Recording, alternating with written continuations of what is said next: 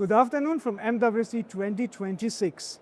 I have the pleasure to be together with Honorable Minister Marc-Alexandre Doumba, Minister of Digital Economy and Innovation in Gabon. Nice to meet you. Nice to meet you too. MWC 2026, we have a strong African presence here. If you look at digitalization in your country, what would you say are the key levers or the key action points you have to take to really progress in this very, let's say, fast accelerating digital transformation? Yeah. Well, I would tell you that the first thing is to put in place a policy framework that makes sense, that sets a direction, that reflects our government's commitment towards expanding the digital economy, making technology available to everyone, compounding the availability of knowledge to all our population, and making sure that our growth is more widely spread by using technology as an enabler. You know, in this day and age, you cannot have a growing economy that's not enabled by technology. So our policy space is doing that. We're also very much focusing on ensuring that the cooperation and dialogue between the telcos and the government is one of win-win, is one where we work together to grow the pie as opposed to working against each other to extract value from each other. So we want to grow the economy, and that's what we're doing very well with policy that conforms with the highest standards. Okay. So what would you say are the key areas governments has to focus on? Yeah, I would say you have obviously the backbone, right? Fiber, ensuring that in remote areas, especially in Gabon, where you have high forest density, it's very expensive to expand the fiber there. So you need to be able to mix fiber with satellite internet. So that's one of the areas.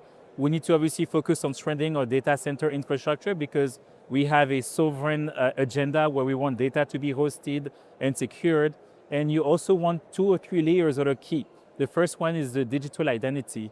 That's very important. We're very focused on making sure that every Gabonese has a digital ID to be able to log in and connect to government portals and being able to access government services from the convenience of their smartphone, and then powering that up with mobile payment instruments that enable citizens to pay government services, but also to receive government benefits whenever they are eligible. So in regards of your work with GSMA, is there anything you can tell us what can we expect? We heard GSMA Africa is working on digitalization report for Gabon. Yeah, absolutely. We're very excited. We had a conversation with GSMA in Davos a month ago. We spoke about how Gabon is very keen to expand its digital economy and would love to work with GSMA. And a month later, we find ourselves here in Barcelona at MWC, agreeing to expand. The GSMA team is coming to Gabon next week. They'll be working for the next 3 to 6 months on a diagnostic of our digital economy and support our policy, guide us, support us. And we are very excited to be working with GSMA on what should be a transformative project for Gabonese digital economy. So you just mentioned digital economy. How important is it for Africa to have a proper, let's say, flourishing digital economy? It's very important. You know, the continent has missed the previous industrial revolutions, right? We did not invent electricity. We did not invent the steam engine.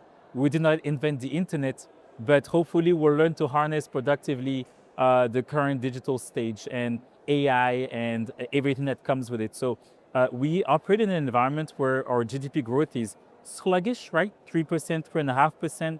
In a continent where you have 1.4 billion people, 1.3 billion people, we need to generate much faster growth in order to reduce poverty. And technology is the only enabler that we see that can help us achieve that. Reduce mass poverty, increase productivity, and improve the competitiveness of our private sector.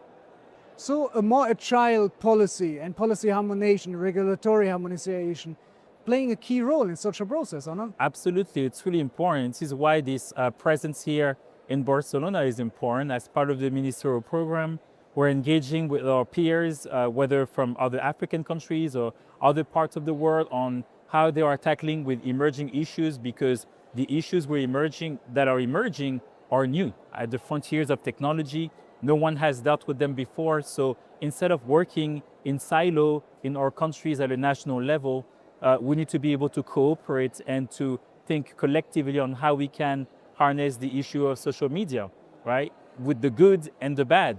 How do we create AI that is good for human, that's human-centric, that protects data privacy and that is something that reflects our biases based on the different parts of the world that we come in. So we are here to cooperate, engage in a dialogue, and work together in building the digital economy that we want. The digital economy also needs investment. Yes. So how can we attract more investment? Yeah.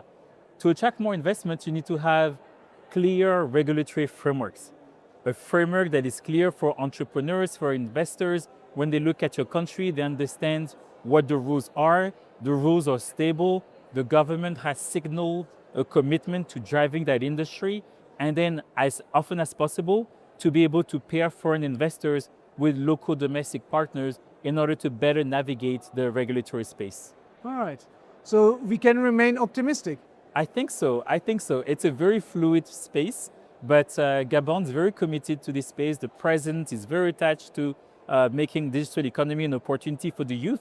You know, in a continent or in a country where you have 60% of your population below the age of 24, you cannot think that the future can be good if you don't focus on how to empower your youth to be productive in this new economy.